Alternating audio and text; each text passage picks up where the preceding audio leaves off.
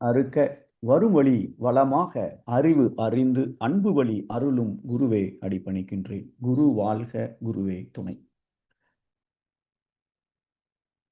இன்று கௌதம புத்தர் அவர்கள் ஞானமடைந்த நாள். நம்முடைய குரு வேதாத்ரி மகரிஷி, அப்புறம் கௌதம புத்தர் மாதிரி அத்தனை குருமார்களுக்கும் இந்த குரு பூர்ணிமா தினத்திலே மீண்டும் ஒரு முறை வணக்கங்களை கூறிக்கொண்டு, இணையத்தில் இணைந்துள்ள சகோதர சகோதரிகள் ஒவ்வொருவருக்கும் எனது பணிவான காலை வணக்கங்கள்.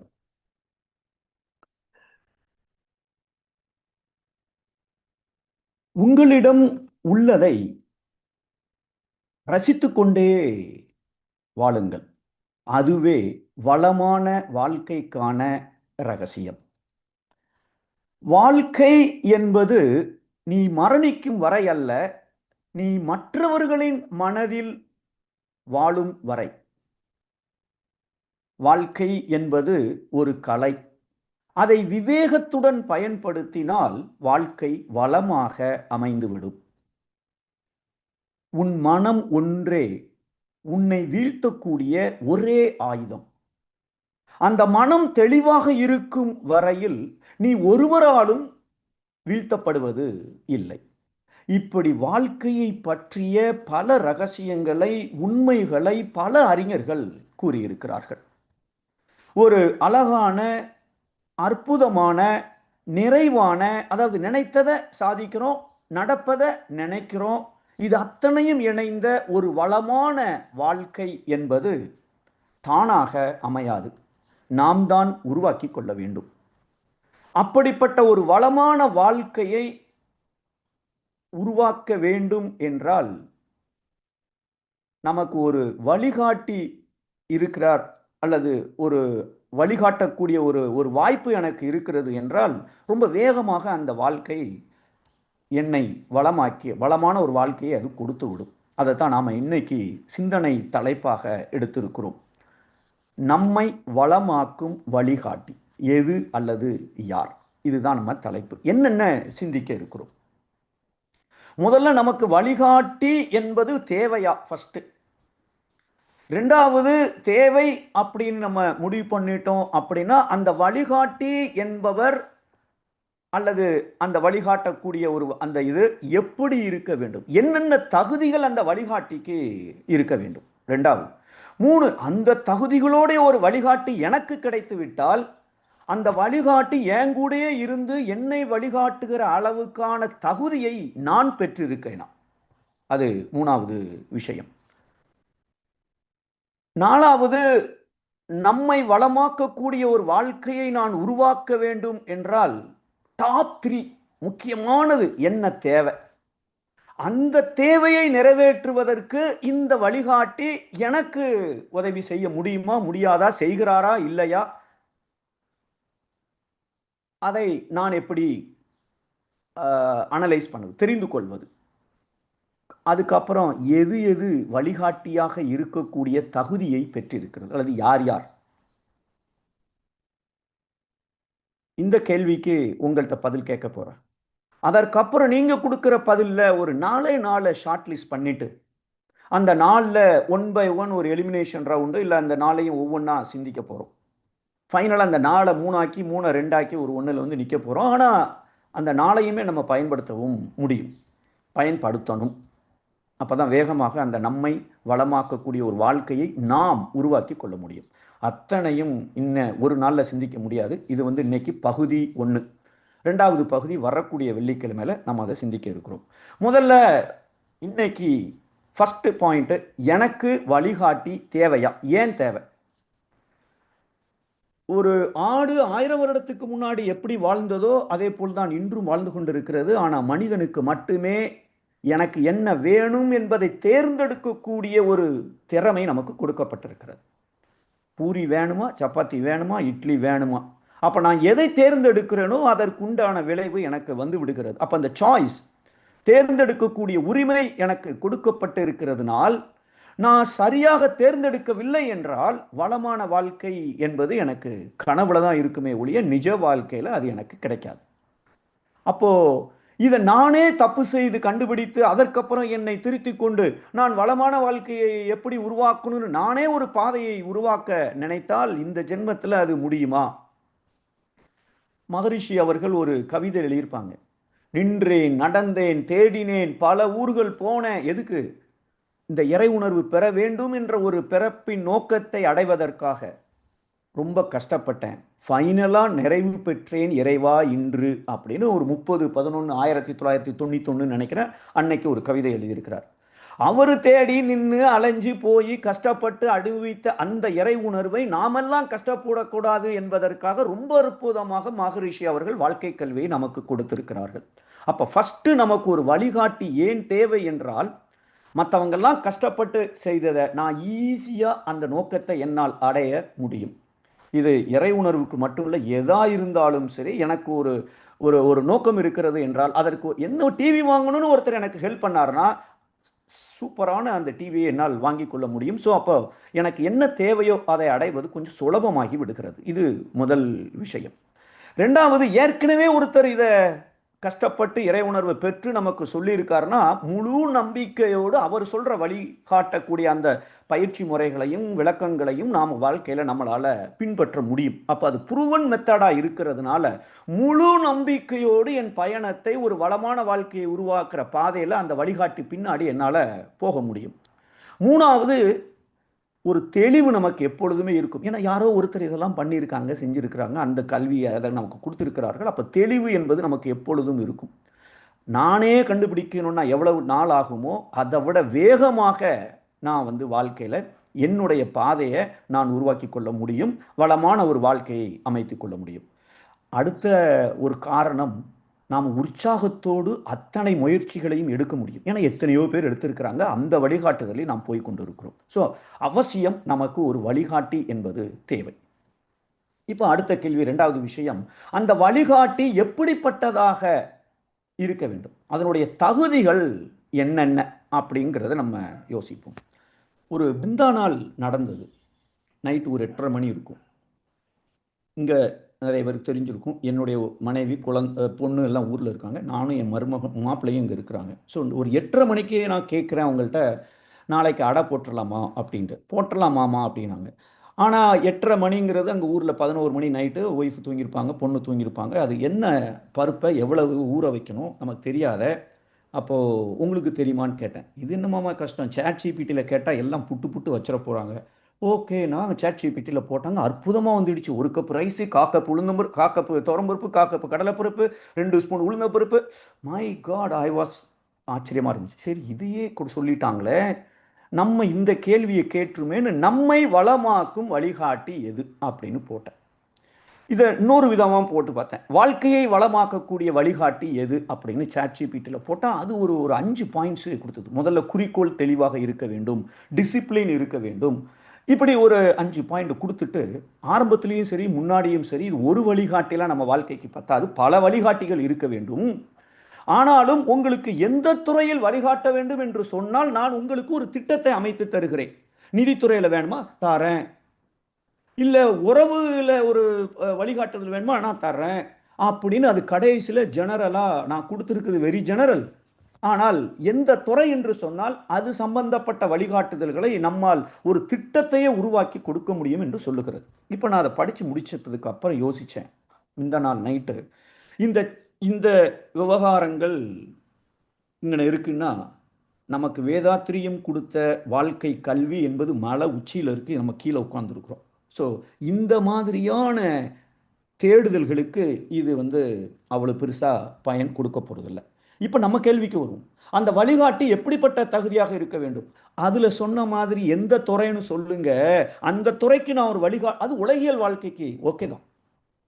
ஆனாலும் அதே உலகியல் வாழ்க்கைக்கு மகரிஷி அவர்கள் கொடுத்திருக்கிற தத்துவங்களை நாம கொஞ்சம் புரிஞ்சுக்கிட்டோம் சொன்னால், நாம தேடுகிற வழிகாட்டி எந்த துறையா இருந்தாலும் சரி, எந்த பிரச்சனையா இருந்தாலும் சரி, யார்கிட்ட இருந்தாலும் சரி, எப்ப இருந்தாலும் சரி, அந்த வழிகாட்டி எனக்கான தீர்வை, எனக்கான பாதையை வழிகாட்டுகிற அளவிலே தகுதியை பெற்றிருக்க வேண்டும். அப்போ அந்த வழிகாட்டியோட தகுதி துறை சம்பந்தப்பட்டதெல்லாம் இல்லை, என் வாழ்க்கை வளமாக இருக்க வேண்டும், அதுக்கு என்ன வேணுமோ அத்தனையும் எனக்கு கிடைத்திருக்க வேண்டும். வளம்னா என்ன? நினைச்சதெல்லாம் நடக்குது, நடக்கிறத நினைக்கிற எந்தவித குறையும் இல்லாத ஒரு நிறைவான வாழ்க்கை எனக்கு கிடைத்து கொண்டிருக்கிறது, ஆனந்தமான ஒரு வாழ்க்கை. அப்போ அதற்கு தேவையான அந்த தகுதிகள் அந்த வழிகாட்டிட்ட இருக்கணும். இது முதல் தகுதி. ரெண்டாவது தகுதி, ஒரு சுப்பு குப்புன்னு 2 பேர் ட்வின்ஸு. அதாவது இது இந்த எக்ஸாம்பிள் ஏன் சொல்கிறேன்னா, இந்த சுப்புக்கும் குப்புக்கும் சஞ்சீத கர்மம் சேம், ஒரே அம்மா அப்பா. அவர் 2 பேருக்குமே 40 வயசு. வேலை பார்த்து நம்ம சொந்தமாக உழைப்பையா, சொந்தமாக ஒரு பிஸ்னஸ் ஆரம்பிக்கணும்னு ஒரு ஆசை. அப்பாட்ட சொல்கிறாங்க, சரிப்பா வந்தா உனக்கு 10 கோடி, உனக்கு 10 கோடி, நீ உனக்கு பிஸ்னஸ் நீ பண்ணு, உனக்கு பிஸ்னஸ் நீ பண்ணு, சுப்பு குப்பு 2 பேருக்கும் கொடுத்து நீ ஆரம்பிச்சுக்கொண்டார். இப்போ 2 பேரும் ட்வின்ஸ், ஒரே ஸ்கூலில் படிச்சிருக்காங்க, ஒரே கல்லூரியிலையும் படிச்சிருக்காங்க, ஒரே நிறுவனத்திலையும் வேலை பார்த்துருக்காங்க. இப்போ சொந்தமாக ஆரம்பிக்க போகிறார்கள், ஒரே கேபிட்டலை கொடுத்துருக்குறாங்க. இப்போ இந்த 2 பேருக்கும் ஒரு வழிகாட்டுதல்கள் தேவைப்படுகிறது. நான் எந்த பிஸ்னஸ் ஆரம்பிக்கணும், அதை எப்படி ரன் பண்ணினால் என்னுடைய பிஸ்னஸ் நல்ல வளர்ச்சி அடையும். இப்போ இந்த 2 பேருக்கும் ஒரே தீர்வு பாசிபிளா? நிச்சயமா பாசிபிள் இல்லைன்னு நமக்கு நல்லாவே தெரியும். அப்ப வழிகாட்டி என்பது ஒரே தீர்வை கொடுக்கிற மாதிரி இருக்கக்கூடாது. ஏன் நான் சம்பந்தப்பட்டது, என்னுடைய பிளஸ் என்ன மைனஸ் என்ன, நான் எப்படி இதுல என்னுடைய வாழ்க்கையை உருவாக்கி கொள்வது என்பது ஒரு தனி மனிதன் அடிப்படையில் எனக்கு அந்த வழிகாட்டி செய்யணுமே. ஜெனரலா அதை செய்யுங்க சார், இந்த பிசினஸ் நல்லா போகும் சார், இப்ப ஏஐலாம் சூப்பர், இது எனக்கு வேலைக்கு உதவாது. என்னுடைய வழிகாட்டி என்னை பற்றியதாக இருக்க வேண்டும். ஸோ இது அடுத்த தகுதி. உதாரணத்துக்கு அதே மாதிரி இன்னொரு உதாரணம், இது வந்து இப்போ பிஸ்னஸ்ன்னு சொல்கிறோம், ஒன்றும் இல்லை, அமலா விமலான்னு 2 பேர், அவங்களும் ட்வின்ஸ், சஞ்சீத கர்மம் சேம்.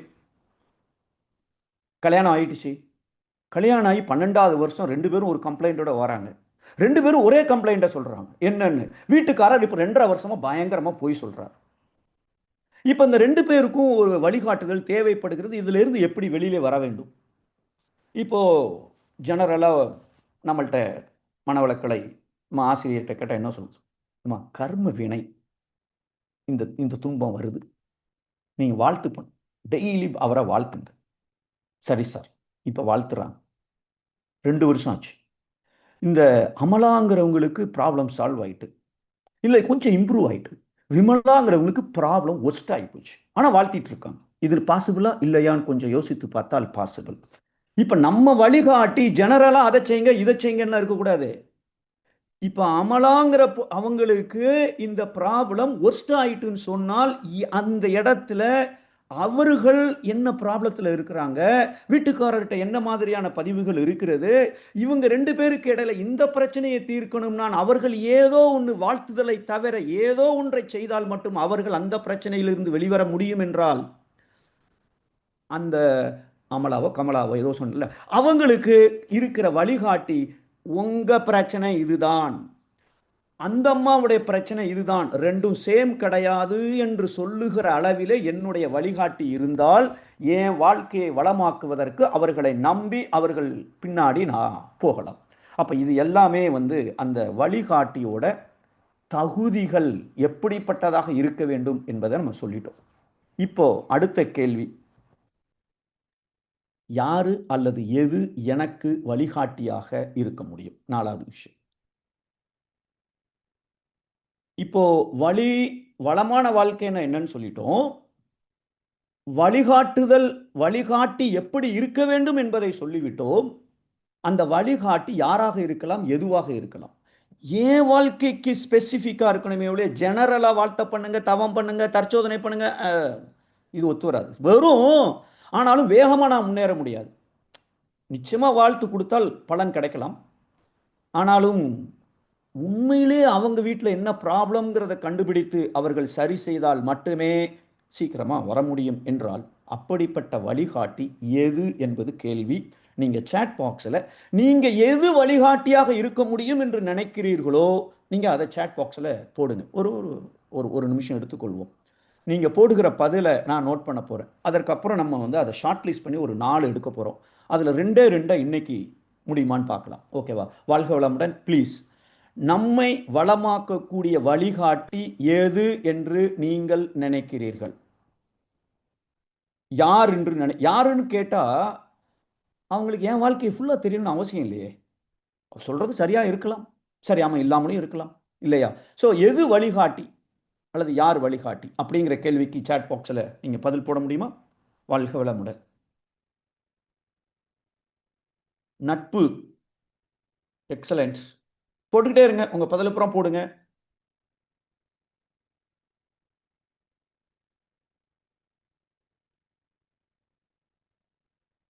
அம்மா அப்பா, இறைநிலை, mentor,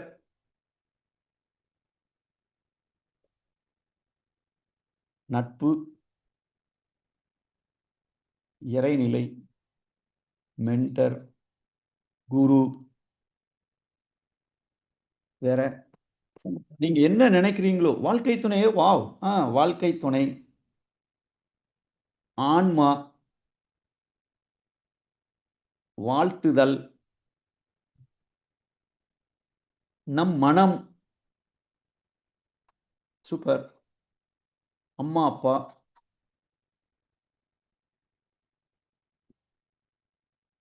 Guru. First self analysis of my problem, and then second ask highly knowledgeable person stating your problem. So என்னுடைய பிரச்சனை என்னன்னு எனக்கு தெரியணும். அப்புறம் யாராவது ஒருத்தட்ட ஒரு knowledgeable person, okay knowledgeable person, சரி ஓகே, அவங்கள்ட்ட கேட்டுக்குங்க. Relationship with to whom you connected with, introspection, who had some kind of issues and overcome, kind of experienced person, அனுபவசாலி.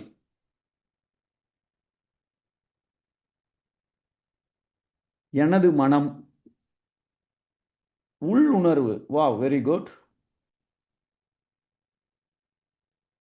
Universe, பிரபஞ்சம், எக்ஸலண்ட்.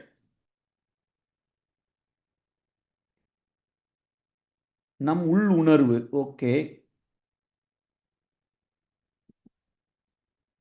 எனது மனம்,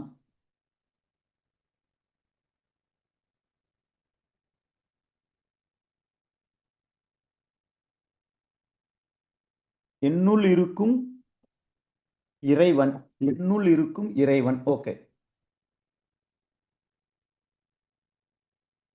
those who have expertise in the field, எந்த அந்த துறை சம்பந்தப்பட்ட எக்ஸ்பர்ட், ஓகே.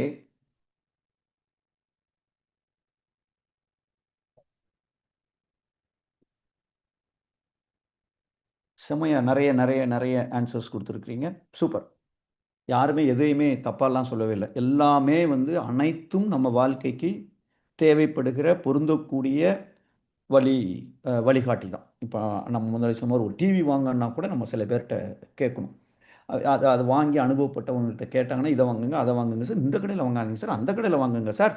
இது எல்லாமே நம்ம தெரிஞ்சு நம்ம செஞ்சிட்ருக்கோம். நம்ம இந்த சின்ன சின்ன விஷயங்கள் இந்த மாதிரி பார்க்காம ஒட்டுமொத்த வாழ்க்கையை வளமாக்குவதற்கு நம்முடைய வழிகாட்டி யாராக அல்லது எதுவாக இருக்க வேண்டும் என்பது நம்முடைய ஒரு தாட் ப்ராசஸ். அதைத்தான் நம்ம சிந்தித்து கொண்டு இருக்கிறோம். இப்போ நம்ம இந்த ஒவ்வொரு அந்த பதிலாம் இருக்கட்டும், நம்ம கொஞ்சம் கொஞ்சமாக உங்களுக்கு தெரிய ஆரம்பிச்சிடும். இப்போ நாம் இந்த ஒரு ஒரு வளமான வாழ்க்கையை நான் உருவாக்க வேண்டும் என்றால் டாப் 3, இந்த டாப் 10 மூவிஸ்லாம் போடுற மாதிரி நான் என் வாழ்க்கையை வளமான ஒரு வாழ்க்கையை நான் உருவாக்க வேண்டும் என்றால் முக்கியமான ஒரு 3 விஷயங்கள், அதை மட்டும் நான் எங்கேயுமே எந்த இடத்துலையுமே விட்டுறக்கூடாது. அந்த 3 எனக்கு ஃபவுண்டேஷன், அஸ்திவாரம் மாதிரி. அது இருந்தால் மட்டுமே என்னுடைய வாழ்க்கை வளமான வாழ்க்கையாக என்னால் உருவாக்கி கொள்ள முடியும் அப்படின்னு நம்ம நினைச்சோம் என்றால், எந்த டாப் 3 வந்து ஒரு வளமான வாழ்க்கையை உருவாக்க அவசியம் தேவை அப்படின்னு ஒரு கேள்வி. இப்போ அதை நம்ம அதுக்குண்டான பதில்களை பார்க்கும். இப்போ முதல்ல வளமான வாழ்க்கைனா என்னன்னு பார்த்துட்டோம். எனக்கு என்னென்ன தேவை, எப்போ தேவை, எங்கேருந்து தேவை, எவ்வளவு தேவை, எந்த தரத்தில் தேவை, அத்தனையும் எனக்கு கிடைத்து கொண்டே இருக்க வேண்டும். அப்படின்னா என்ன அர்த்தம்? பொருளும் வேணும், அருளும் வேணும், ஒரு நிறைவான வாழ்க்கையாக இருக்க வேண்டும். அந்த மகரிஷி சொல்லுகிற பொருள், புகழ், செல்வாக்கு, புலனின்பம், மக்கள், அந்த 5 பற்றுக்கள், அது மட்டுமல்ல அந்த உடல் நலம், நீலாயுள், நிறை செல்வம், உயர்ப்புகள், மெய்ஞானம், இது அத்தனையும் எனக்கு கிடைச்சிக்கிட்டே இருக்கணும். அப்போதான் நான் நினைக்கிறது நடக்கும், நடப்பதை நினைப்பேன். அப்படிப்பட்ட ஒரு வளமான வாழ்க்கை எனக்கு அதை நான் உருவாக்க வேண்டும். இதை அடையிறதுக்கு 3 முக்கியமானது எது அப்படின்னு நம்ம கேட்டோம் அப்படின்னு சொன்னால், இப்போ அந்த 10 கோடியை கொடுத்தவர் பிசினஸ் பண்ண ஆரம்பிக்கிறார். வீட்டுக்காரர் பொய் சொல்லிட்டு இருக்காரு அந்த அமலா விமலாக்கு. இல்ல நமக்கு முட்டி வலி 4 மாசமா இருக்கு. இல்ல ஆபீஸ்ல ஒரு பெரிய பிரச்சனையா இருக்கு. 10 வருஷமா வேலை பார்க்குறோம், ப்ரொமோஷனே அவங்க கொடுக்கவே இல்லை. இல்ல இன்னொருத்தர் 2.5 வருஷமா ட்ரை பண்ணிட்டு இருக்காரு, வேலை கிடைக்கவே இல்லை. இப்ப இவங்கெல்லாம் வளமான வாழ்க்கையை உருவாக்க வேண்டும் என்றால் கண்ணு முன்னாடி ஏகப்பட்ட பிரச்சனைகள் இருக்கிறது, தடைகள் இருக்கிறது. இவங்க இதை கிராஸ் பண்ணாதான், தீர்த்தால் மட்டுமே அடுத்த லெவல் அடுத்த லெவல் அடுத்த லெவல் அப்படின்னு நம்ம போய்கிட்டே இருக்க முடியும். மகரிஷி அவர்கள் 2 விஷயத்தை சொல்லியிருப்பாங்க. பல சிந்தனை உரைகளை நம்ம சொல்லியிருப்போம். ஒவ்வொருத்தருடைய வாழ்க்கையிலுமே முன்னேற்றம் என்பது அத்தியாவசியம், கண்டிப்பாக தேவை. போன வருஷத்தை விட இந்த வருஷம் நான் முன்னேறி இருக்கணும், போன மாசத்தை விட இந்த வருஷம் முன்னேறி இருக்கணும். எதுல முன்னேறி இருக்கணும்? பணத்துல, தொழில, படிப்புல, திறமையில, ஆன்மீகத்துல, என்னுடைய ஹெல்த்ல, என்னுடைய உறவுகள்ல, எனக்கும் என் குழந்தைக்கும் இருக்கிற சந்தோஷத்துல, எனக்கும் என் வாழ்க்கை துணைக்கும் இருக்கிற சந்தோஷங்கள்ல, எல்லா விஷயத்திலையும் நான் முன்னேறி கொண்டே இருக்க வேண்டும். முன்னேற்றம் என்பது நமக்கு அத்தியாவசிய தேவை. அதுலேயும் உச்சபட்ச நோக்கம் அந்த ஆன்மீகத்தில் இறை உணர்வு பெறக்கூடிய அந்த நோக்கத்தில் அவசியம் நான் முன்னேறி கொண்டே இருக்க வேண்டும். அப்போ நம் ஒவ்வொருத்தருக்கும் அவசியம் வாழ்க்கையில் மிக மிக முக்கியமானது என்னன்னா முன்னேற்றம் என்பது. அப்போதான் நம்ம வளமான வாழ்க்கையை நாம் உருவாக்கி கொள்ள முடியும். அந்த முன்னேற்றம் இல்லைன்னா வளம் என்பது அங்கே இருப்பதற்கு வாய்ப்பே இல்லை. இப்ப இப்படிப்பட்ட ஒரு முன்னேற்றம் என்னுடைய வாழ்க்கையில் வந்து நான் அந்த வளமான ஒரு வாழ்க்கையை உருவாக்குகிற பாதையில முன்னேறி கொண்டு இருக்க வேண்டும் என்று மகரிஷி அவர்கள் 2வதா ஒரு விஷயத்தை சொல்லியிருப்பாங்க. அதுதான் அதற்கான தகுதி. அதாவது என் வாழ்க்கையில நான் முன்னேறி வளமான ஒரு வாழ்க்கையை நோக்கி முன்னேறி கொண்டு இருக்க வேண்டும் என்றால் எனக்கு ஒரு தகுதி இருக்க வேண்டும். சீர்திருத்தம் அப்படின்னு ஒரு பாயிண்ட சொல்றாங்க. சீர்திருத்தம் அப்படின்னா என்ன அர்த்தம்?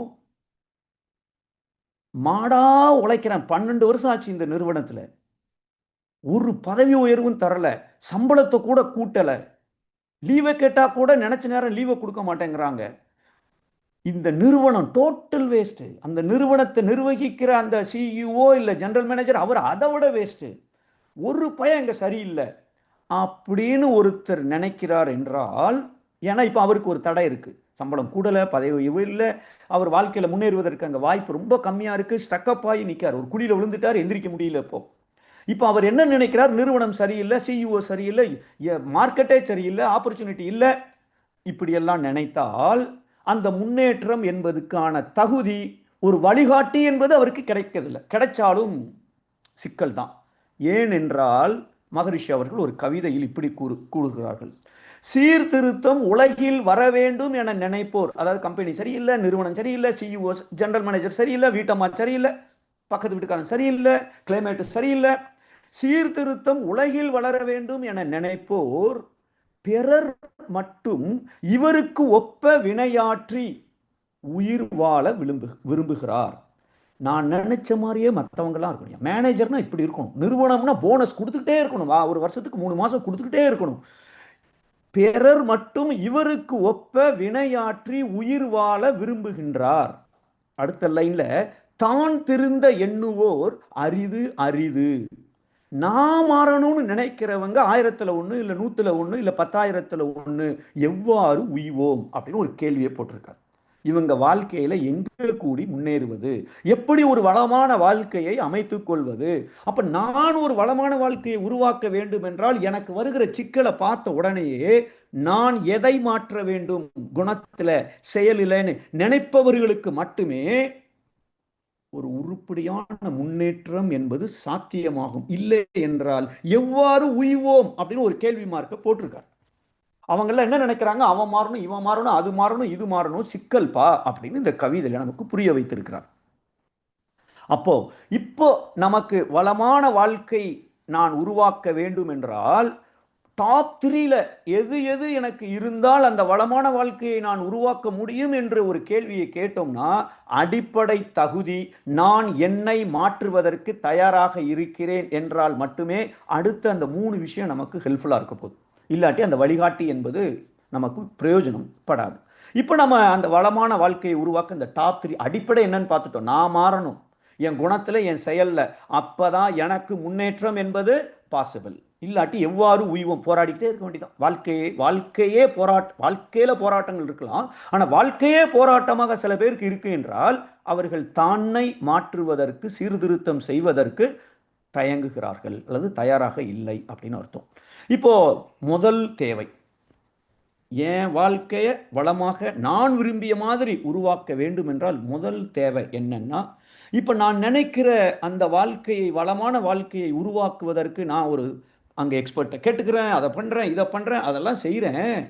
ஆனா பிரச்சனை வரும், தடை வரும். அதுக்கு என்ன காரணம்? நான் நான் சேர்த்த பாவப்பதிவுகள், கொண்டு வந்த பாவப்பதிவுகள் அத்தனையும் என் வாழ்க்கையில் ஒரு தடைகளை, பிரச்சனைகளை, சிக்கலை ஏற்படுத்தி கொண்டே இருக்க போகுது. அப்ப வாழ்க்கையில சிக்கல் இல்லாமல் வாழ வேண்டும் என நினைப்பது பெரும் சிக்கல். ஏன்னா வினைப்பதிவாம் சுமையை விடுத்து தூய்மை பெறவே நினைவாய் உடல் எடுத்தேன், நில மீது விழுந்த பின்னே இணை மறந்தேன்ங்கிற கவிதை நமக்கு நல்லாவே தெரியும். அப்ப பதிவுகள் இருக்கிற வரைக்கும் நமக்கு சிக்கல்கள் வந்து கொண்டு இருக்கும். அது என்னுடைய முன்னேற்றத்திற்கு தடை கற்களாக இருக்கும். அப்ப முதல் விஷயம், நான் வளமான வாழ்க்கையை உருவாக்க வேண்டும் என்றால் சிக்கல் வரும். ஆனால் நான் புதிதாக சிக்கலை உருவாக்கி கொள்ளக்கூடிய, பாவத்தை செய்யக்கூடிய, துன்பத்தை தரக்கூடிய செயல்களை செய்துவிடக் கூடாது. ஏற்கனவே வாங்கின கடனுக்கு தான் இப்ப பிரச்சனை வந்திருக்கு. பாவப்பதிவினுடைய விளைவு. புதுசா பாவத்தை சேர்த்துட்டேன்னு சொன்னால் சிக்கல் தீர போறதில்லை, கூடிக்கொண்டே இருக்கும், நீண்டு கொண்டே இருக்கும். 1 வருஷத்துல சால்வ் ஆண்டிய ப்ராப்ளம் 10 வருஷத்துக்கு போய்கிட்டே இருக்கும். அப்போ முதல் தேவை, வளமான வாழ்க்கையை நான் உருவாக்க வேண்டும் என்றால் முதல் விஷயம், நான் புதிதாக பாவம் செய்துவிடக் கூடாது. ஏற்கனவே செய்த பாவத்துக்கான சிக்கல் இப்ப வந்திருக்கு. இதை நான் தீர்க்கும் பொழுது புதிதாக பாவத்தை செய்துவிடக் கூடாது, துன்பம் கொடுத்து விடக் கூடாது. இது முதல் விஷயம். இப்போ 2வது தேவை, புதுசா பாவத்தை செய்தரக்கூடாது. ரொம்ப கிளியர். ஆனா இப்ப எனக்கு தடைக்கு அது மட்டும் பண்ணாலாம் பிரச்சனை போகாது. ஆமா, நான் இனிமேல் யாருக்கும் துன்பம் கொடுக்க மாட்டேன்னு நான் பாட்டுக்கு ரூமுக்குள்ள கதவை பூட்டிட்டு 3 நேரம் சாப்பாடை கூட நான் சாப்பிட போறேன், தூங்க போறேன், முடிஞ்சா டிவி பார்க்க போறேன், யாருக்கும் துன்பம் கொடுக்க போறது இல்லை. கர்ம வினை வர்றது வரட்டும்னு உட்கார்ந்தா பிரச்சனை தீராது, வளமான வாழ்க்கையை உருவாக்கி கொள்ள முடியாது. அப்ப காலையில இருந்து நைட்டு வரைக்கும் நான் எதை செய்ய, ஃபர்ஸ்ட் கேள்வி. 2வது கேள்வி, எதை செய்ய வேண்டும் என எனக்கு இந்த பிறகு யாரோ ஒரு வழிகாட்டியே சொல்றாருன்னு வச்சுக்கோங்க, அதை சரியாக செய்கிறேன். முதல்ல டீ போடணுமா காஃபி போடணுமா டிசைட் பண்றோம். டீ போடணும்னு தெரிஞ்சு போச்சு, டீயை சரியா போடுறேனா, இது 2வது தேவை. அப்ப 2வது முதல் தேவை புதிதாக பாவம் செய்யக்கூடாது. 2வது தேவை, எதை செய்ய வேண்டும், எதை சரியாக, எது சரியான செயல், அதை சரியாக செய்வது எப்படி, இது 2வது விஷயம். அப்ப இருக்கிற பிரச்சனைக்கு நான் சரியான செயலை செய்யாம விட்டாலும், அது சரியான தீர்வாக இருந்து தப்பா செய்யறேனாலும், காஃபில போய் உப்பை போட்டேன்னு சொன்னால் அங்க பிரச்சனை பெருசாக போகுது. அப்ப 2வது தேவை, என்னுடைய பிரச்சனைக்கு உண்டான தீர்வு எது, அந்த தீர்வை நான் சரியாக செய்கிறேன். இது இருந்தா தான், இதை ஒருத்தர் வழிகாட்டுனா மட்டுமே. முதல்ல வழிகாட்டு என்ன செய்யணும், புதுசா பாவம் செய்யக்கூடாது, விடக்கூடாது. என்ன அவர் ஸ்டாப் பண்ணிடணும், ஏய் செய்யாதேன்னு சொல்லணும் எனக்கு முன்னாடி உட்காந்து என் வழிகாட்டி. 2வது, நீ பாவத்தை கொடுக்கல சூப்பர்ப்பா, ஆனா ஓம் பிரச்சனைக்கு என்ன செய்யற? வீட்டம்மா வீட்டுக்காரர் 5 மணிக்கு வரணும், வரல. அந்த அம்மா கேட்குறாங்க, ஏன் லேட்டு அப்படின்னு கேட்குறாங்க. அவரு சொல்றாரு, ஆஃபீஸில் கொஞ்சம் வேலை, அதனால நான் லேட் ஆயிட்டுங்கிறார். இப்போ அந்த அம்மா சொல்றாங்க, உங்க கூட வேலை பார்க்காரு சுப்பு, அவரு 4:30க்கெல்லாம் வந்துட்டாரு, நீங்க 7 மணிக்கு வந்திருக்கீங்க.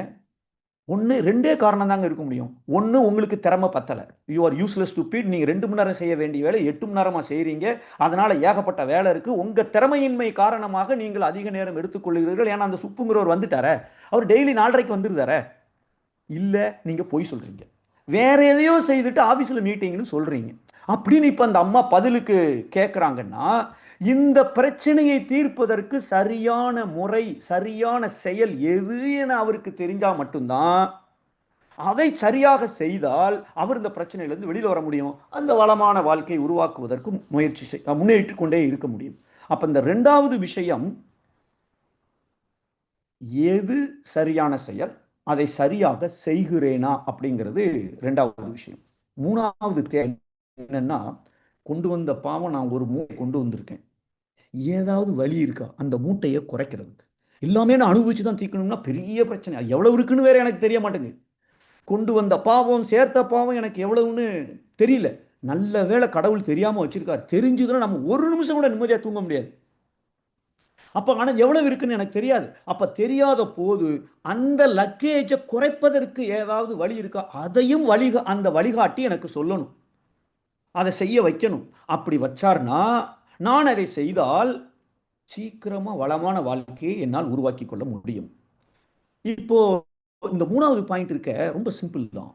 இந்த முதலையும் 2வது ஒழுங்கா செஞ்சிட்டாலேயே லக்கேஜ் குறைய ஆரம்பிச்சோம். ஏன்னா மேல் பதிவின் காரணமாக நான் சரியான செயலை செய்து கொண்டிருப்பதால், பிறருக்கு துன்பம் கொடுக்காமல் இருப்பதினால், ஏற்கனவே சேர்த்த பாவம் கொண்டு வந்த பாவப்பதிவுகளின் மேல் இந்த ஒரு நல்ல செயல் பதிவதினால் சீக்கிரமா அதனுடைய எஃபெக்ட் குறைய ஆரம்பிச்சோம். இது நமக்கு தெரிஞ்ச விஷயம். 2வதா மகரிஷி அவர்கள் நமக்கு சொல்லியிருப்பாங்க, கொண்டு வந்த பாவத்தை தொண்டு செய்தே பொறுக்க வேண்டும். வீட்டுக்காரர் நைட்டு 11 மணிக்கு எனக்கு பயிறு பசிக்குமா ஒரு தோசையை விட்டுக்கணும், ஐயோ இந்த ஆளோட தொல்லை தாங்க முடியலன்னு சொல்லிட்டு இந்த அம்மா தோசையை விட்டாங்கன்னா இவர்கள் பாவத்தை சேர்த்து இருக்கிறார்கள்.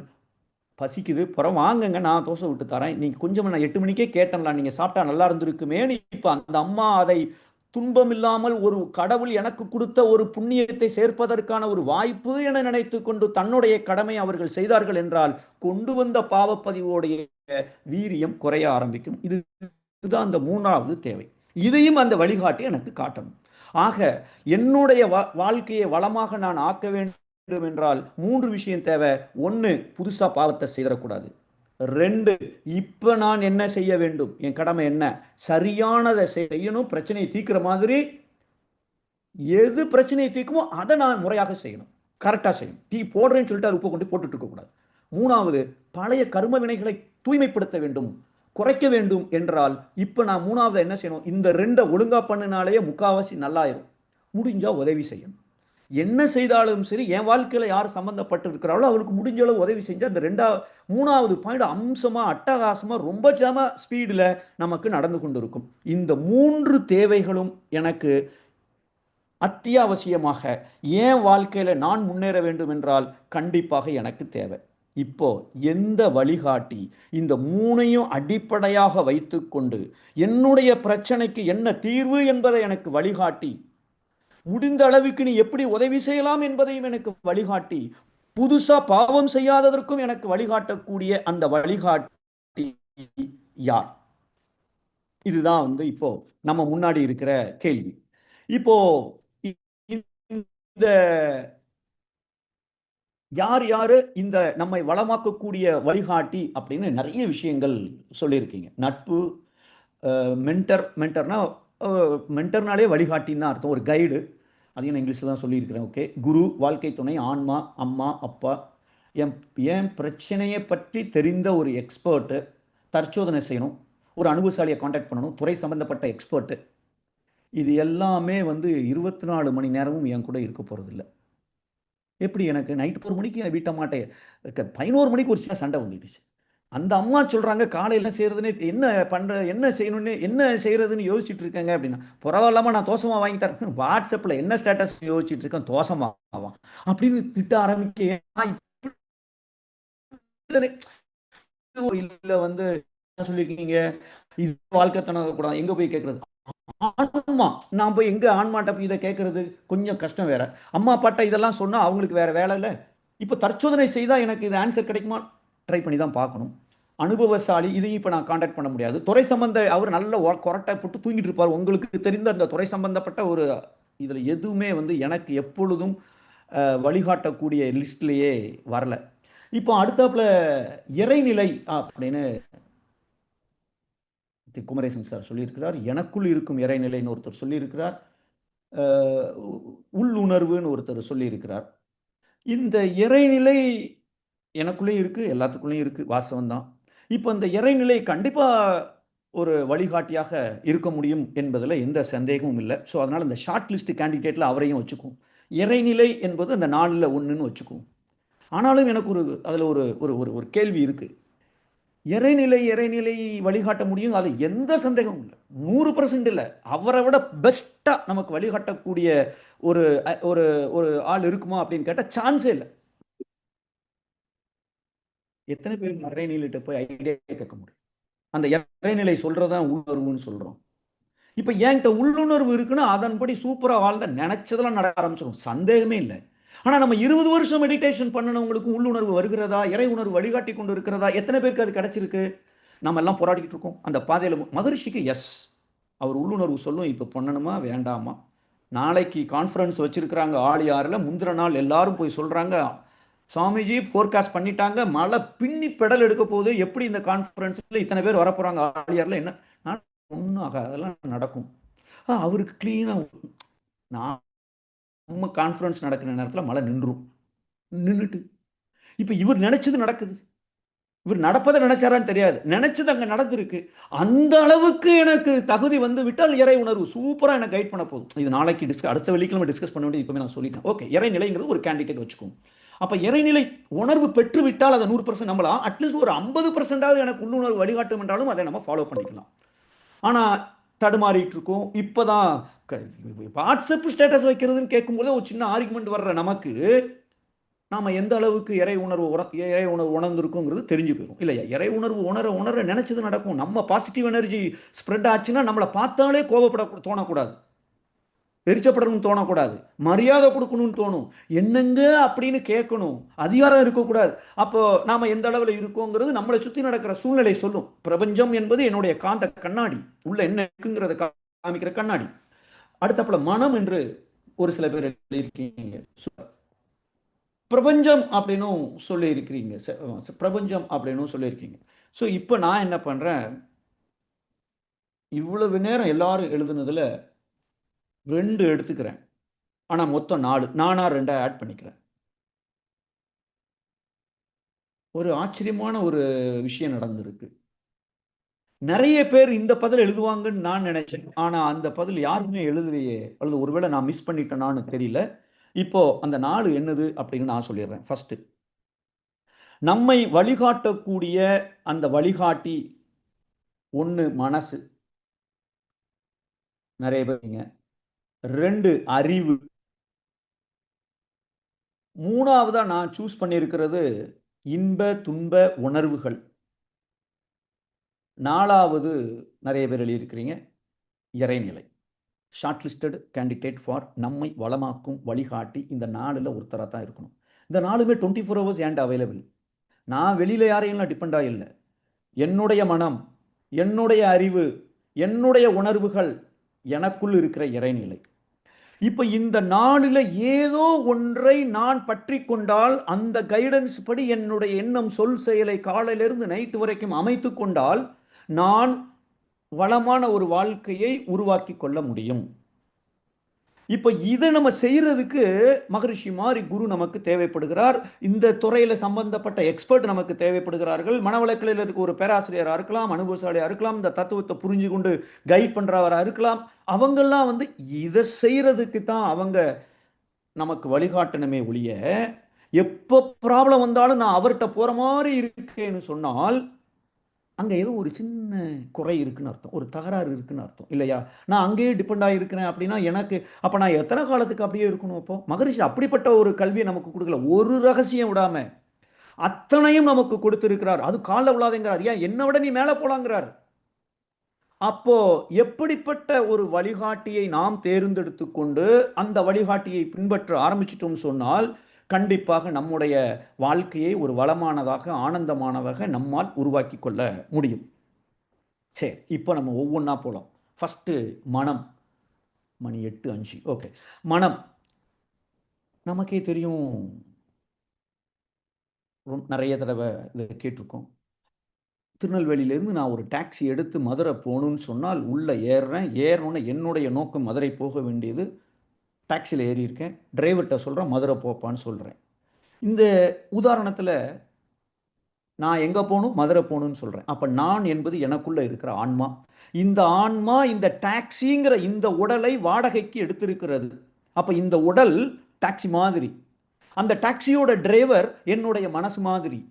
அப்போ நான் எனக்குள்ள இருக்கிற அந்த ஆன்மா இந்த மனசிட்ட ஏப்பா என் நோக்கம் இறை உணர்வு பெறுவது, அதுக்கு தான் இந்த உடலை வாடகைக்கு எடுத்திருக்கேன், சீக்கிரமா கொண்டு போய் சேர்த்துரு.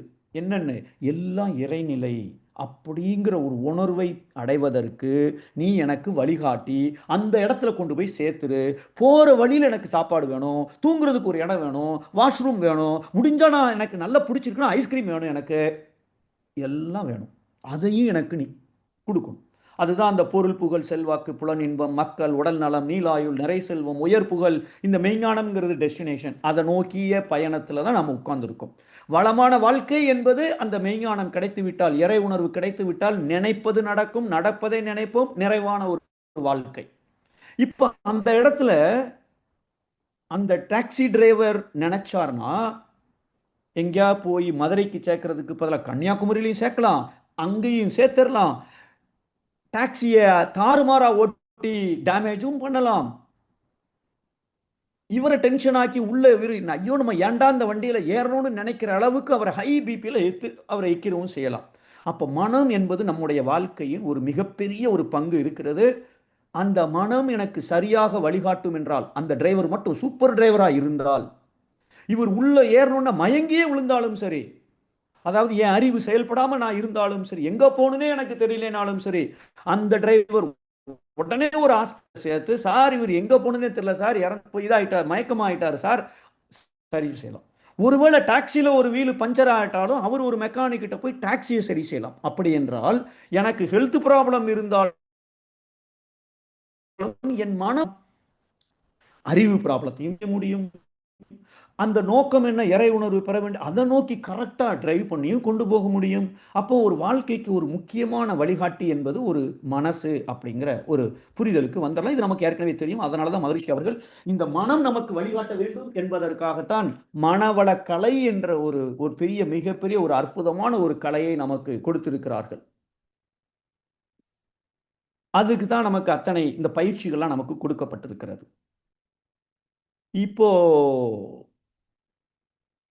இந்த மனம் எனக்கு வழிகாட்டுகிற தகுதியை நம்ம இந்த 3 பார்க்கணும். என்னது 3 தேவை இருக்க. புதுசா பாவம் செய்யக்கூடாது. இந்த மனசு புதுசா பாவம் செய்யாம அதை என்னை பாதுகாக்கிறதா. ஒன்றும் இல்லை, நாளைக்குலேருந்து எக்ஸசைஸ் பண்ணணும், முட்டி வலிக்குது, இல்லை காலையில் 4:30 மணிக்கு மெடிடேஷன் பண்ணணும், மெடிடேஷன் முடிச்சுட்டு 5 மணிக்கு எக்ஸசைஸ் பண்ணணும்னு திட்டம் போட்டுட்டார். யார்? அந்த மனசு திட்டம் போட்டு சேச்சா இதை செய்யலைன்னா என் ஹெல்த் இம்ப்ரூவ் ஆகாது, என் ஆஃபீஸில் வர செம டென்ஷனாக இருக்குன்னு முடிவு பண்ணிட்டார்.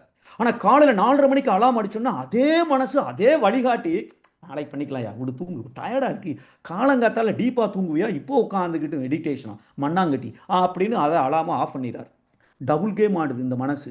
நைட்டு டிசைட் பண்ணியிருக்கு, காலையில் இதை செய்யுது. அப்போ இந்த மனத்தை நான் நம்பி என் வாழ்க்கையை நான் போக ஆரம்பிச்சிட்டோம்னா, மனம் போன போக்கிலே ஒரு சொல்லுவாங்கல்ல, வாழ்க்கை அவுட்டு அப்படின்னு நம்மள்கிட்ட சொல்லி இருக்கிறாங்க. ஆனா மனசுதான் முக்கியம்.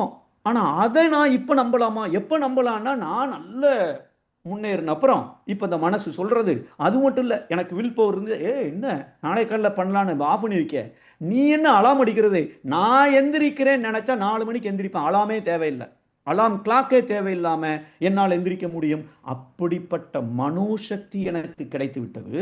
அதே சமயம் அது அலாம ஆஃப் பண்ணுன்னு சொல்லுது, நான் விழிப்பு நிலையில இருக்கிறேன். மனசு முழிச்சிட்டு இருக்கு, உள்ள இருக்கிறது சொல்லும், நான் மெடிடேஷன் பண்றேன், இடியே விழுந்தாலும் சரிதான், நான் மெடிடேஷன் பண்றேங்கிற அளவுக்கு ஒரு விழிப்பு நிலையும் எனக்கு ஏற்பட்டு விட்டது என்றால், இப்போ மனசு சொல்றத நான் கேட்டுட்டு அந்த டைரக்ஷன்ல போனால் வளமான வாழ்க்கையை உருவாக்க முடியும். ஆனால் அந்த தகுதி என் மனதிற்கு கிடைத்து விட்டதா? இது கிடைக்கணுங்கிறதுக்காகத்தான் மகரிஷி அவர்கள் அகத்தவம் அப்படின்னு ஒரு பயிற்சியை கொடுத்திருக்கிறார்கள், அகழ்வு கொடுத்திருக்கிறார்கள், உடற்பயிற்சி கொடுத்திருக்கிறார்கள், பஞ்சபூத நவகதம், அத்தனை பயிற்சிகளையும் நான் செய்ய செய்ய எனக்கு மனோசக்தி கூடியிருக்கிறதா? 2 அலைச்சுழல் 14க்கு கீழே இருந்து புதிதா பாவம் செய்ய விடாம செய்யறத கரெக்டா செய்கிற அளவுக்கு மனசுக்கு பக்குவம் வந்திருக்கிறதா? அப்படிலாம் இல்லாம பையன் நைட்டு 12 மணிக்கு மொபைலை நோண்டிட்டு இருக்கிறத பார்த்த உடனே உள்ள பிபி ஏறுது, டென்ஷன் ஆகுது. ஐயோ இவனை வச்சுட்டு நம்ம என்னையா பண்ண, எத்தனை தடவை சொல்ல, நாளைக்கு பரீட்சை, இவன் உட்காந்து மொபைலை நோண்டிட்டு இருக்கானேன்னு உள்ள மனசு படபடப்புன்னு வந்துடுச்சுன்னு சொன்னால், இந்த மனதை நம்பி நான் என் வாழ்க்கையை போக முடியாது. ஏன்னா அது தவறான புதுசா பாவத்தை செய்ய வைக்குதே, ஃபர்ஸ்டே புதுசா பாவத்தை செய்ய வச்சிருது. அப்போ இந்த இடத்துல மனம் என்பது எனக்கு வழிகாட்டக்கூடிய தகுதி இருக்கு. ஆனா என் மனம் இன்னும் அந்த நிலையை அடையவில்லை. அதற்காகத்தான் நான் தவம் செய்யணும். தவத்தை ஒழுங்கா செய்யறனா? தவத்தை ஒழுங்கா செய்யலைன்னு சொன்னால் இந்த மன அலைச்சுழல் 14க்கு கீழே இருக்காது. ஆமா சார், தவத்தை 12 வருஷம் கரெக்டா பண்ணிட்டு இருக்கேன் சார். அலைச்சுழல், ஐயோ நான் எங்க போனேன்னு எனக்கு தெரியல சார். துரியாதீதத்தில் அப்படியே மறந்துட்டேன் சார். 1.25 நேரம் ஆயிப்போச்சு முழிச்சு பார்க்கும்போது. அவ்வளவு ஆனந்தமான ஒரு நிலையில நான் இருந்திருக்கிறேன். அப்பா சூப்பரா தவம் பண்ணியிருக்கார். நிச்சயமா மன அலைச்சுழல் 14க்கு கீழே பகல் நேரத்தில் இருந்திருக்கணும். ஆனா என்ன பண்ணிட்டாரு, தவத்தை முடிச்ச உடனே அறிவில் உனக்கு இன்னும் சாப்பாடு ரெடி பண்ணல, மணி 8 ஆயிட்டு, நான் ஆபீஸுக்கு 8:15 போகணும்னு சொல்லிட்டே இருக்கேன் அப்படின்னு திட்டிட்டாருன்னா, தவத்தை செய்யும் போது அலைச்சுழல் 14க்கு கீழே குறைஞ்சிருக்கு. அதனுடைய எஃபெக்ட் ஒரு 1/2 மணி நேரத்துக்காக இருக்கணும். ஆனா இவர் தவம் பண்ணி முடிச்ச உடனே கோபம் வந்துடுச்சு. கோபப்பட்ட அலைச்சுழல் 20-25க்கு போகுது. இந்த 20-25க்கு போன அலைச்சுழல் குறையறதுக்கு 4 மணி நேரம் ஆகும். தவத்தையே ஒரு 1/2 மணி நேரம் பண்ணாதான் ஒரு 15 நிமிஷத்துக்கு அப்புறம் தான் அலைச்சுழல் கொஞ்சம் கொஞ்சமா குறையும். அதுவும் எனக்கு உடலுக்கு தூக்கம் பத்தலைன்னா அந்த நேரத்தில் நான் தூங்க சான்ஸ் இருக்கு. அப்ப நாம என்ன பண்ணிட்டு இருக்கோம்? இந்த இடத்துல அலைச்சுழலை குறைக்கிறதுக்கு ஒரு 1/2 மணி நேரம் தவத்துல முயற்சி பண்ணிட்டு இருக்கேன். இங்க பகல்ல இருக்கிற ஒரு 12 மணி நேரத்துல கண்ணாபுனான்னு திட்டிக்கிட்டு இருக்கேன் என்றால், மனம் எதை அதிகம் செய்கிறதோ அது வளர்ந்து கொண்டே இருக்கும் என்றால், மனம் என்பதை நான் இப்பொழுது வழிகாட்டியாக எடுத்துக்கொள்கிற அளவுக்கு என் மனம் இன்னும் பக்குவம் அடையவில்லை. அதை மகரி சொல்லுவாங்களே, பதம் அடைந்தோம், அது வரைக்கும் நீ நான் என்போம் அப்படின்னு சொல்லியிருப்பாங்க. ஸோ இப்போ என் மனசு இன்னும் அதுக்கு ரெடி ஆகலை. இது முதல் விஷயம். ரெண்டாவது விஷயம், ரெண்டாவது நாம தேர்ந்தெடுத்தது அறிவு என்று ஒன்றை பார்க்கணும். இந்த அறிவு எனக்கு வழிகாட்டியாக இருக்க முடியுமா? இந்த அறிவுக்கு நல்லாவே தெரியும் என்னென்ன. கோவப்பட்டா, இப்போ வீட்டம்மாட்ட இப்ப நான் கோவப்பட்டுட்டேன்னா அடுத்த 4 மணி நேரத்திற்கு வீடு ஒரு நரகமாக மாறிவிடும். அவங்க கோபம் எனக்கு மட்டும் போகாது, குழந்தைகளுக்கு போகும். வேற இருந்து யாரோ ஒருத்தர் போன் பண்ணா கூட அங்கேயும் அந்த கோபம் அந்த போன்ல இருக்க அவனே நொந்துக்கிறான். இந்த அம்மா எப்பவும் நல்லா பேசுவாங்களே, இப்ப ஏன் கடுபடா கடபடான்னு பேசிட்டு இருக்காங்களே. அப்ப இந்த கோபப்பட்டால் இவ்வளவு ஆபத்து இருக்கு என்பது அந்த அறிவுக்கு நல்லாவே தெரியும். ஆனாலும் கோபம் வந்துடுச்சு. சாதாரண ஒரு மேட்டர். வீட்டம்மா சொல்லி இருக்கிறாங்க, ஞாயிற்றுக்கிழமை அன்னைக்கு லீவு நாள்ல ஏங்க இந்தாங்க இந்த முலாத்த பொடி, வத்தல் பொடி, முலாத்த பொடி பாக்கெட்டு, இதை நான் ஓப்பன் பண்ணா எனக்கு மூக்குல இதாயிரும், பிரச்சனை ஆயிரும், இதை இந்த பாட்டில போட்டு கொண்டாங்க அப்படின்னு சொல்லி கொடுத்துருக்காரு. இவர் போனாரு, கத்திரிக்கோல்லாம் எடுத்துட்டு போயிருக்காரு. அந்த பாக்கெட்டோட முனைய நீட்டா கட் பண்ணாரு. அந்த பாக்கெட் அப்படியே ஒமிக்கி, அதாவது சுருக்கி அந்த பாட்டில், அந்த பாக்கெட்டோட அந்த பாட்டில வச்சு பாட்டில மூடி கையில கொடுத்துட்டாரு. இப்ப அந்த அம்மா பார்க்காங்க. பார்த்துட்டு, ஏங்க நான் உங்கள்ட்ட என்ன சொன்னேன்? முலாத்தப்பொடி பாக்கெட்டை கட் பண்ணி உள்ள போடுங்க. நான் போட்டா அது வரக்கூடியது எனக்கு உடனே தும்மலா வரும் 1/2 மணி நேரத்துக்கு தானே சொன்னேன். நீங்க கட் பண்ணி அப்படி ஒரு 10 வயசு பையன் இதை கரெக்டா செய்வாங்க. என்னதான் ஆச்சு உங்களுக்கு? அறிவு இந்த அளவுக்கு மட்டமா போச்சா? 10 வயசு பையன்டா சொன்னா அவன் கரெக்டா செய்வானே அப்படின்னு இந்த அம்மா அப்படி சொன்ன உடனே இவருக்கு கோபம் வந்துடுச்சுன்னு வச்சுக்குவோம். அறிவு கோவப்படக்கூடாதுன்னு தெளிவா சொல்லி, சேச்சே இந்த 3 மாசத்துக்கு நான் வாழ்க்கை துணையிட்ட கோபமே படமாட்டேன் அப்படின்னு ஒரு சங்கற்பம் நான் எடுத்து நியூ ரிசல்யூஷன்லாம் எடுத்திருக்காரு. வேற இது ஜனவரி 3ஆம் தேதி இது நடக்குது. 1ஆம் தேதி ரிசல்யூஷன் எடுத்திருக்காரு. வாழ்க்கை துணையிட்ட நான் அடுத்த 3 மாசத்துக்கு கொண்டு கோபமே படமாட்டேன். அறிவு தெளிவா எடுத்திருக்கு. ஆனாலும் கோபம் வந்துவிட்டது என்றால் இங்க அறிவு நிலையில் இருக்கிறது. புதுசா பாவத்தை செய்யறதுக்கு இந்த அறிவே துணை போயிரு. தெரிஞ்சும் முதல் விஷயம் மனம் உணர்ச்சி வயப்பட்ட நிலையில அந்த தவறை பண்ணிட்டு, இப்ப தெளிவா தெரிஞ்சு டிசைட் பண்ணியிருக்கார் கோவப்படக்கூடாது, பெரிய பிரச்சனை அப்படின்னு முடிவு பண்ணிட்டார். ஆனாலும் அங்கே அந்த அறிவு சிக்கல் ஆயிப்போச்சு. சில பேர் இது இந்த அறிவு ஒரு அந்த முலாத்தாப்பொடியை கட் பண்ணி அதை உள்ள கொட்டி மூடி கொடுக்கிற அந்த வேலையை சரியா செய்யலை. சில பேருக்கு அறிவு சரியா, அதாவது சூப்பரா எல்லாத்தையும் செஞ்சிடும். கட் பண்ணி உடைச்சி உள்ள போட்டு அதெல்லாம் போட்டுருவாங்க. ஆனாலும் பிரச்சனை வரலாம். ஒரு அம்மா சொல்றாங்க, ஏங்க நைட்டு ஊருக்கு போறேன், அம்மா வீட்டில் போய் ஒரு 10 நாள் இருந்துட்டு வரலான்னு நினைக்கிறேன், போறேன் அப்படின்னு அந்த அம்மா சொல்றாங்க. இவர் மனசுக்குள்ள, அப்பா ஒரு 10 நாள் நிம்மதியா சுதந்திரமா இருக்கலாம், அந்த அம்மா போன பா டெய்லி என்ன ஆபீஸ்ல இருந்து வந்தாலும் நொய் நொய் நொய் நொய் நொய்னுட்டு ரொம்ப மனசுக்குள்ள ஒரு டயலாக் ஓடும். இந்த அம்மா வீட்டுக்கு போறேன் 10 நாள் ஆகும், அம்மா வீட்டுக்கு போயிட்டு வரேன்னு சொன்ன உடனே, ஆனாலும் இந்த அவருடைய அறிவு இருக்குல்ல, அது ஏதோ பெரிய ரொம்ப புத்திசாலி நினைப்பு. இவர் சீன் போடுறார். இப்ப இவர் என்ன சொல்றாரு, ஏ கண்டிப்பா நீ போணுமா, நீ என்ன நான் சொன்னா கேட்கவா போற, நீ யாரு பொண்ணு, உங்க அப்பா டிஎஸ்பி ஆச்சே, பெரிய சப் இன்ஸ்பெக்டர், என்ன டிஎஸ்பியா என்னது அது, ஓகே சரி, இப்போ பெரிய போலீஸ் அதிகாரியாச்சே, நீ அதனால நீலாம் நான் சொன்னா கேட்க போறியா என்ன, போயிட்டு வான்ட்டார். ஆனா இவர் மனசுக்குள்ள பயங்கர சந்தோஷம், போறாளேன்ட்டு. இப்போ அந்த அம்மா இதெல்லாம் கேட்ட உடனே பதில் சொல்றாங்க, ஏங்க இப்படி புலம்புறீங்க, நான் என் அம்மா வீட்டு என் அம்மா வீட்டுக்கு நான் அம்மாவை பார்க்கறதுக்கு நான் போலங்க, எங்க அம்மாவை இங்க கூப்பிட்டுறங்க ஒரு 10 நாள் அப்படின்னு அந்த அம்மா சொன்னேன்னு ஷாக் ஆயிட்டாரு. ஐயோ தலையில அடிக்கிறாரு.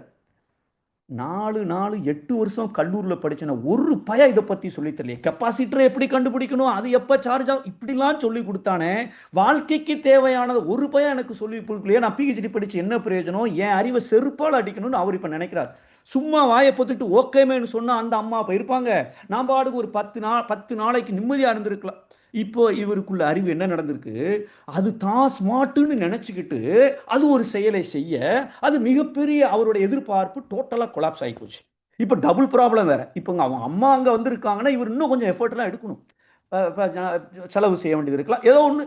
இப்போ இந்த இடத்துல அறிவு எப்படி செயல்பட்டு இருக்கிறது, இப்படி அறிவு செயல்பட்டு கொண்டிருக்கிறது என்றால் இதை நம்பி என் வாழ்க்கையை உருவாக்க முடியுமா, வளமான ஒரு வாழ்க்கையை நான் உருவாக்கி கொள்ள முடியுமா என் அறிவை நம்பி அப்படின்னு ஒரு கேள்வியை கேட்டோம் அப்படின்னு சொன்னால், மகரிஷி அவர்கள் ஒரு கவிதையில ஆன்சர் சொல்றாங்க. அறிவு உணர்ச்சிகளுக்கு அடிமையாவது இயல்பு, அறிவால் உணர்ச்சிகளை வெல்வது உயர்வு. இந்த அறிவு உணர்ச்சின்னு மனசு தான் அந்த உணர்ச்சி உற்பத்தி பண்ணியிருக்கு. இந்த உணர்ச்சி வந்துடுச்சுன்னு சொன்னா அறிவு அந்த நேரத்துல கண்ணை முடிக்கும்.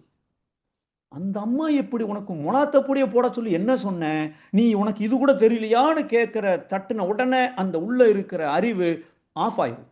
தண்ணி அடிச்சவன் இருக்கிற மாதிரி ஒரு மயக்க நிலைக்கு போயிரும். அதுக்கு பேர் தான் மாயை.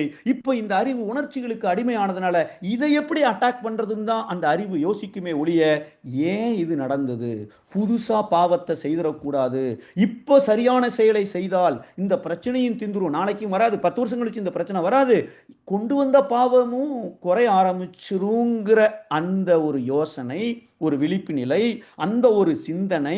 மகரிஷி சொல்லுவாங்களே ஆராய்ச்சி தெளிவு முடிவுன்னு சொல்லுவாங்க மனசோட 10 நிலைகள்ல. அப்போ அதை என்னால செய்ய முடியறது இல்லை, ஏனென்றால் அங்கே அறிவு உணர்ச்சிகளுக்கு அடிமையாகிவிட்டது. அப்படின்னா நான் இந்த அறிவை நம்பி அதை அந்த அறிவு சொல்றதெல்லாம் கேட்டுட்டு என்னுடைய வாழ்க்கையை ஒரு வளமான வாழ்க்கையை உருவாக்கக்கூடிய முயற்சியை நான் செய்யலாமா அப்படின்னு ஒரு கேள்வி. இந்த இடத்துல ஒரு சின்ன சந்தேகம் இருக்கணும், மனசுக்கும் அறிவுக்கும் என்ன வித்தியாசம். பல கவிதைகள்ல இந்த விளக்கத்தை கொடுத்திருக்கிறாங்க. இந்த உடல் வரையில் எல்லை கட்டி இயங்குவது மனம், இந்த உடலை தாண்டி சிந்திக்க ஆரம்பிச்சிட்டோம்னா அது அறிவு. ஐம்புலன்கள் அளவுல இயங்குச்சுன்னா மனம், ஐம்புலன்களை தாண்டி சிந்திச்சுன்னா அறிவு. இந்த இட்லி இப்படி இருக்க, இது நல்லா இல்லையே, சாஃப்டாலாம் இருக்கணும்னு நினைச்சா மனசு, மழை ஏன் பெய்யுது இப்போ, ஃபோர்காஸ்டே சொல்லலையே, அங்கேயும் புகை வருது, தீயா இருக்குமோ, இந்த சிந்தனை உடலை தாண்டி ஐம்புலன்களை தாண்டி சிந்திப்பது அறிவு. மனசு 2 வேலையை செய்யுது, உணர்வது நினைப்பது. இந்த நினைப்பதுல உடல் அளவுல நினைச்சதுன்னா மனசு, உடலை தாண்டி நினைக்க ஆரம்பிச்சுச்சுன்னா அதுக்கு பேரு அறிவு என்று குறிப்பிட்டிருக்கார்கள். இன்னொரு கவிதை சொன்னா, உணர்ச்சிகளால் எல்லை கட்டி இயங்குவது மனம், அதை தாண்டி எண்ணுவது அறிவு என்று கொடுத்திருப்பார்கள். அப்ப நம்ம அந்த சிந்தனை அப்படின்னு எடுத்துக்கலாம், உணர்வது மனசுன்னு எடுத்துக்கலாம், சிந்திப்பது நம்ம உடலையும் தாண்டி சிந்திக்கிற அளவுக்கு அந்த அறிவுக்கு ஒரு தகுதி இருக்கிறது. சிந்திக்கிறோமா இல்லையாங்கிறது 2வது விஷயம். அப்ப இந்த அறிவு, அப்படிப்பட்ட அறிவை நான் நம்பி என் வாழ்க்கையை உருவாக்குவதற்கு அதை பயன்படுத்திக் கொள்ளலாமா அப்படின்னு ஒரு கேள்வி. நிச்சயமாக இந்த அறிவை பயன்படுத்துவதற்குத்தான் மகரிஷி அவர்கள் அகத்தவத்தை கொடுத்திருக்கிறாங்க. தவத்துல உயிரை கவனிக்கிறோம், உயிர் என்பது நுண்ணிய துகள். அப்படிப்பட்ட நுண்ணிய துகள்ல நான் அந்த மெடிடேஷன் பண்ணுனா என்னுடைய அறிவு ஒரு நுண்ணிய நிலைக்கு வருகிறது, அதனால் மதிநுட்பம் கூடுகிறது. ஷார்ப்பா கூர்மையான நுண்மான் முளை புலன் என்ற அறிவு எனக்கு கூடிக்கொண்டே இருக்க வேண்டும். இதெல்லாம் எப்ப நடக்கும், தவத்தை உருப்படியா செய்தால் நடக்கும். அப்படி நான் செய்துட்டு இருக்கேனா? அப்படி நான் செய்துட்டு இருக்கேன்னு சொன்னால் எப்ப நினைச்சது நடக்கலையோ பற்றற்ற நிலைக்கு என்னால் வர முடிகிறதா? வர முடிகிறது என்றால் என் அறிவு கரெக்டா என்னால் எனக்கு என் கட்டுப்பாட்டுக்குள்ள வந்துடுச்சுன்னு அர்த்தம். இப்ப இந்த அறிவு சொல்றதை நான் கேட்கலான்னு அர்த்தம். அப்ப பற்றற்ற நிலைக்கும் வர முடியல. உணர்ச்சிகளுக்கு அடிமையாகி அது மயக்க நிலையில, மாய நிலையில அறிவு இயங்கிக் கொண்டிருக்கிறது. அந்த மதிநுட்பமும் கூடல. அப்படி என்றால் இந்த அறிவை நம்பி நாம் போயிடலாம். எப்படி சார் இதை கண்டுபிடிக்கிறது? ஏன் அறிவு எந்த நிலையில இருக்கு? அறிவை நம்பலாமா நம்பக்கூடாதா? இல்ல அறிவுக்கு இன்னமும் மேம்படுத்தக்கூடிய மகரிஷி கொடுக்கிற நம்பிக்கை, விளக்கம், முழுமை பேருங்கிற படிநிலைகளை தான் நான் மாட்டிக்கிட்டு இருக்கேனா? இதுக்கு நான் என்ன ஃபோக்கஸ் பண்ணணும் அப்படின்னு ஒரு கேள்வியை கிட்ட கண்டுபிடிச்சிடலாம். என்னுடைய அறிவு எப்படி எந்த நிலையில் இருக்கிறது? இதையும் மகரிஷி அவர்கள் ஒரு கவிதையில கொடுத்திருப்பாங்க. அதாவது அறிவின் பல பெயர்கள் அப்படின்னு ஒரு கவிதை கொடுத்திருப்பார்கள். இந்த அறிவு தான் அன்பு, கருணை, காதல், தியாகம், ஞானம், அமைதி, பொறுமை, மானம், இதெல்லாம் அமைதி, இதெல்லாம் அறிவோட இன்னொரு பெயர் தான். ஒருத்தர் ஞானமா இருக்காரு, அமைதியா இருக்காரு, தியாகம் செய்யறாரு, கருணையா இருக்காரு, அன்பா இருக்காரு, அத்தனையும் அறிவுதான். ஆனா ஏன் அறிவு மேம்பட்டிருக்கா இல்லையா என்பதை நான் கண்டுபிடிப்பதற்கு அடுத்த 4 லைன்ல சொல்றார். அந்த 4 லைன்ல என்ன சொல்லுதுன்னா, என்கிட்ட எரிச்சல் இருக்கு, கோபம் இருக்கு, பயம் இருக்கு, சோகம் இருக்கிறது, கவலை இருக்கிறது, கர்வம் இருக்கிறது, காமம் இருக்கிறது, அருவருப்பு இருக்கிறது, இன்பம் துன்பம் இருக்கிறது என்றால் இந்த அறிவு மோசமா இயங்கிக் கொண்டிருக்கிறது என அர்த்தம். இங்க நான் அறிவை நம்பி என்னுடைய வாழ்க்கையை உருவாக்க நினைச்சோம்னா தவறான ஒரு பாதையை கொடுப்பதற்கு வாய்ப்புகள் இருக்குது. இப்ப என்கிட்ட இப்ப சொன்ன அந்த எதுவுமே இல்லை. எது? சினம் இல்லை, பயம் இல்லை, சோகம் இல்லை, இன்பம் இல்லை, துன்பம் இல்லை, கர்வம் இல்லை, கவலை இல்லை, காமம் அல்ல, அருவருப்பு இல்லை. இதெல்லாம் இல்லை என்றால் நிச்சயமாக அறிவு தான் எனக்கு பெஸ்ட் வழிகாட்டியாக இருக்க முடியும். இருக்கு என்றால் அறிவை மேம்படுத்தக்கூடிய பயிற்சிகள் எல்லாம் நான் செஞ்சுக்கிட்டே இருக்கணும். அகத்தவம் செய்யணும், பட்டற்ற நிலைக்கு வருவதற்கு முயற்சி பண்ணணும், நெற்றியில் உச்சியில் ஞாபகமாக ஃபாலோ பண்ணணும், இல்லை பிரபஞ்சம் வரைக்கும் மனதை விரிக்கிற ஒரு செயலை செய்யணும். இந்த நாளில் எதை செய்யாட்டாலும் அறிவு என்பது அந்த கடைசியாக சொன்ன அந்த விஷயத்துக்குள்ள மாட்டிக்கும். அது மாயை, மயக்க நிலை, சிக்கல் மேலே சிக்கல் வரப்போது அந்த 3 தேவைகளை நிறைவேற்ற முடியாது. அப்போ நம்ம என்னதான் செய்யணும்? இதோட இதை நிறைவு செய்து கொள்ளும் இன்றைய உரையை. அடுத்த வாரம் இந்த அறிவுக்கு இப்போ நம்ம என்ன இது வரைக்கும் நம்ம அறிவை பற்றி சிந்திச்சிட்டோம். நான் எந்த நிலைமையில இருக்குங்கிறதையும் பார்த்துட்டோம். 3ஆவதா இருக்கிறது இன்ப துன்ப உணர்வு, 4ஆவதா இருக்கிறது இறைநிலை. நீங்களும் யோசிச்சுட்டு வாங்க. Homework question. எப்படி இறைநிலை எனக்கு கைடாக இருக்க முடியும்? அது நான் ஏற்கனவே சொன்னேன். அப்படி என்றால் இது ஏன் நான் ஷார்ட் லிஸ்ட் பண்ணியிருக்கேன்? எது இந்த 4 2 ஆக்குனா எது? அந்த 2 1 ஆக்கணும்னா எதுவாக இருக்க முடியும்? இதையும் கொஞ்சம் யோசிச்சு பாருங்க. மகரிஷி அவர்கள் இந்த 4ஐயுமே வழிகாட்டுகிற அளவுக்கு பயிற்சிகளை கொடுத்திருக்கிறார்கள். அதனால ஒன்னதான் நம்பணும் அவசியம் இல்லை. 4க்கும் கொடுக்கப்பட்டிருக்கிற பயிற்சிகளை நாம் செய்ய வேண்டும். அப்பதான் என் வாழ்க்கையை வேகமாக நான் வளமாக உருவாக்க முடியும் என்று கூறி இந்த உரையத்தோடு நிறைவு செய்கிறேன். அடுத்த வாரம் இதனுடைய தொடர்ச்சியாக நம்ம 3வது 4வது அப்புறம் ஃபைனலாக அந்த 4 3 2 1 எதுவாக இருக்க முடியும் என்பதை உங்கள் சிந்தனைக்கு விட்டுறேன். அடுத்த வாரம் அது தொடரலாம். நன்றி. வாழ்க வளமுடன்.